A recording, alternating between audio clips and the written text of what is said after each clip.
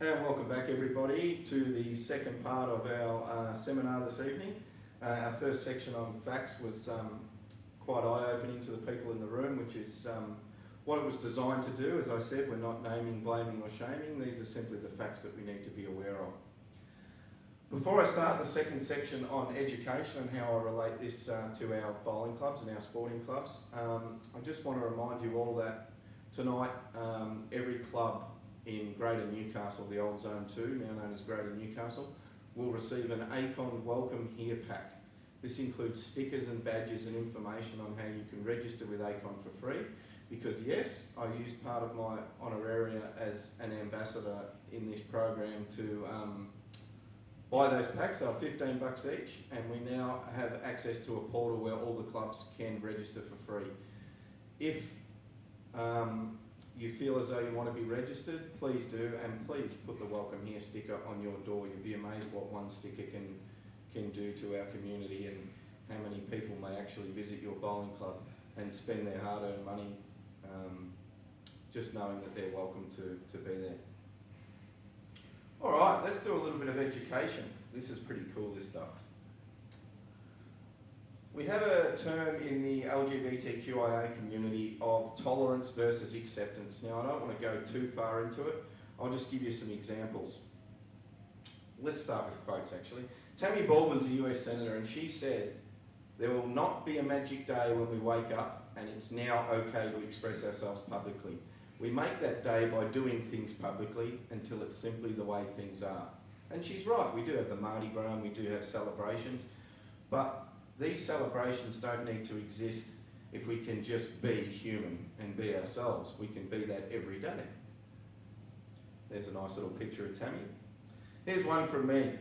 Just because I'm gay does not mean I automatically find you attractive.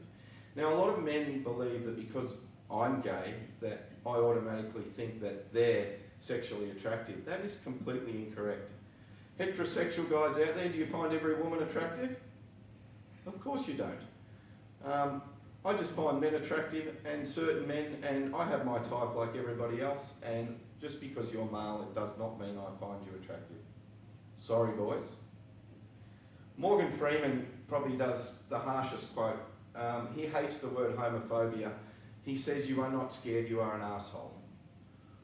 Why hate something you don't know, or something you're completely unaware of, or something you don't have any information on? Morgan Freeman is a heterosexual male. He just hates the word homophobia because people shouldn't be scared of us. They should be embracing us. All right. A tolerant person might say, and I have heard this 1,000 times in my bowling career, "I don't care what they do or you do in your private lives, as long as they or you don't push their agenda on me." In other words, that's a tolerant version, a passive, tolerant way of saying, "I don't care that you're gay, just don't involve it around me." Accepting, they might just say, "You know what, love is love." That's an active approach. Just because you tolerate an individual's sexual orientation does not mean you're being inclusive, welcoming and accepting. Do we understand that?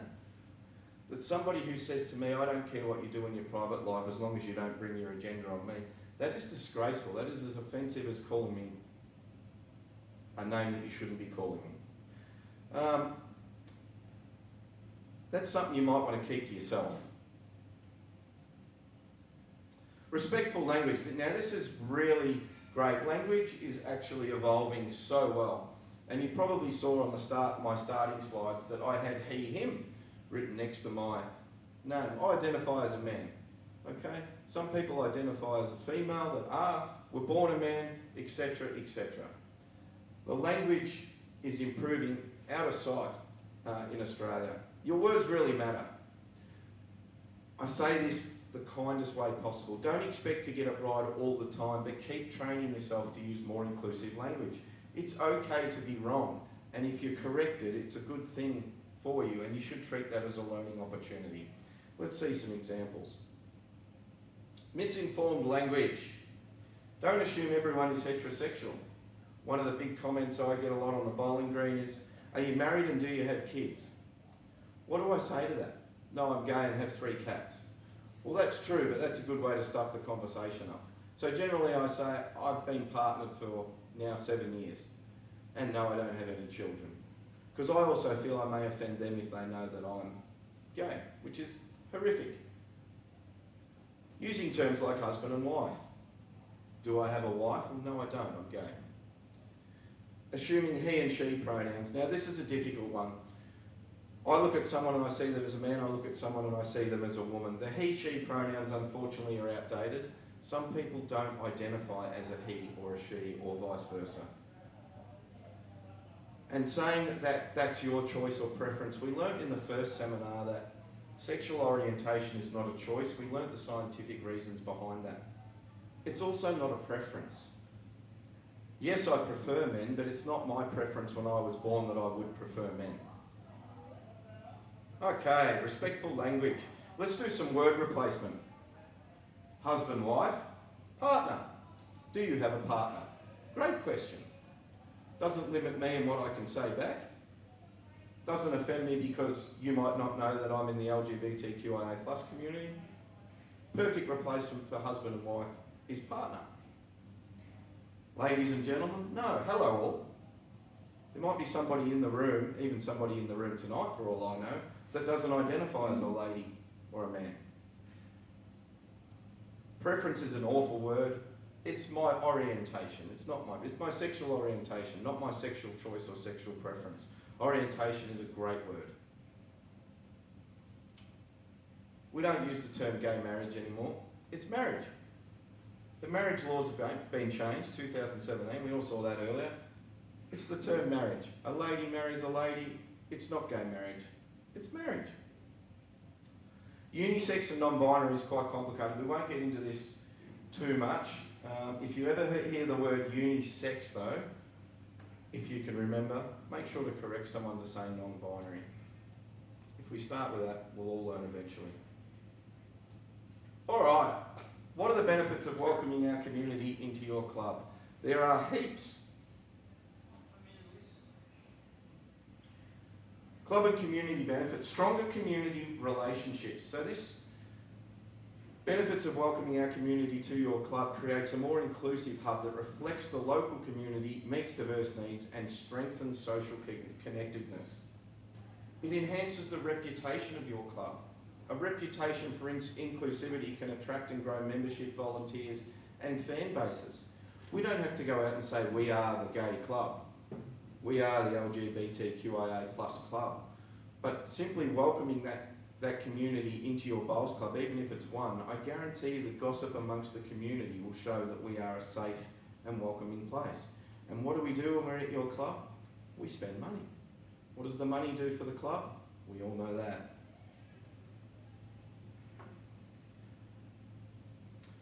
Improved decision making as well, so greater diversity in viewpoints. If you have LGBTQIA+ people within your club, you get greater diversity in viewpoints, thought processes and leadership. The leadership leads to better problem solving and new ideas. There could be areas that come up in board meetings or committee meetings that people have no information on or are unaware. An LGBTQIA+ member in those committees or boards can help you face decisions regarding certain areas that you're not sure on. And increased creativity. Diverse perspectives can foster more creativity within your club. What are the benefits for the members? Improved physical and mental health. Embracing the community creates a safe and supportive environment that contributes to positive physical and mental health for everyone and helps counter feelings of isolation and depression, especially for LGBTQIA+ individuals. We saw the stats earlier. Somebody in a mental trough in our community finding a bowling club that embraces them and welcomes them and gets them to participate within bowls or participate within club activities, you could be saving someone's life. And it means your club is a safer space. So providing a safe space for members to affirm their identity and be their authentic selves, leading to a greater wellbeing and more positive experience in sport. That's pretty self-explanatory. A safe space. And I'm not just talking here about the LGBTQIA+ community. We should have safe space for women, children, people with disability, and of course the LGBTQIA plus community. Let's talk about more benefits. Reduce discriminatory language. This happens automatically when you have our community within your club. Open and inclusive clubs are less likely to use homophobic, transphobic or other discriminatory language, and members are more likely to pull them up or challenge it when it happens. And skill and knowledge development. This provides opportunities for all members to learn new skills and knowledge from one another. Diversifying your community within your bowling club creates a wider range of skills and knowledge. That's again pretty self-explanatory. I want to talk to you about a bowling club in Melbourne who was on the verge of going bust and also on the verge of losing their council lease because their 99-year lease, this is how long this club's been there, was about to expire and they wanted to renew it for another 99, and the council sort of stood in and said, listen, we don't think your club's going to survive, we can't give you this lease. So this is what they did. This club's known as Richmond Union. Inclusion at Richmond Union Bowling Club. Remember that safe space thing I was talking about? The Richmond Union Bowling Club has used Pride-themed shirts for its pennant team, featuring the colours of the rainbow flag. This initiative aims to show support for the LGBTQ+ community in sport and creates a more inclusive environment. And by the way, the shirts look bloody great. Women and children. The club also embraces the safe space culture for women and junior bowlers. What a progressive club.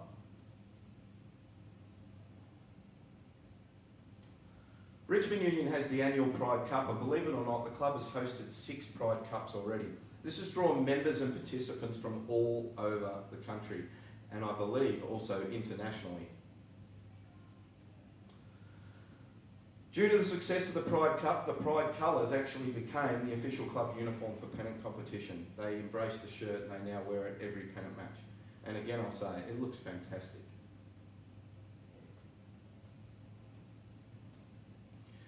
So inclusivity in sport in general. This initiative aligns with efforts to combat homophobia, transphobia in sport, making everyone feel safe, seen and valued.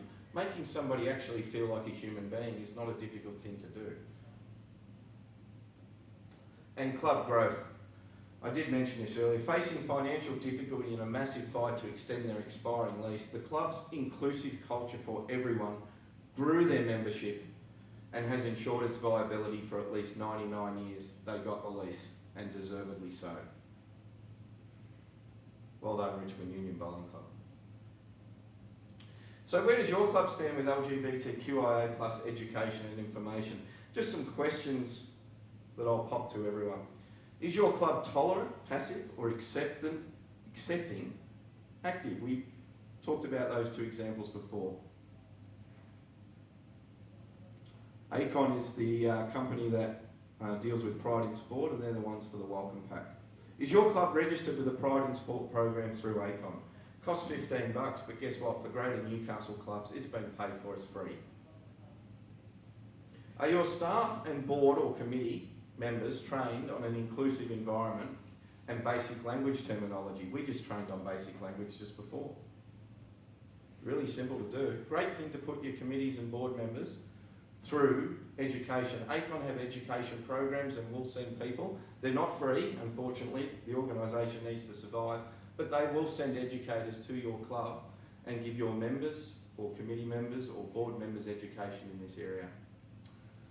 Are your club policies up to date? Are we still using just the basic club discrimination policy? Have we updated it to include all the letters that are now in the acronym as well? Probably not. It's just questions I'm raising. That's a picture of the Welcome Here sticker that every club's going to receive. They receive an inverted and inverted sticker, one that can either go on the outside or inside of your club entrance, and there are 2 stickers. If you have more than 1 entrance, please whack it on there. It's not going to hurt anybody, and you'll be surprised how many new people will walk into your club.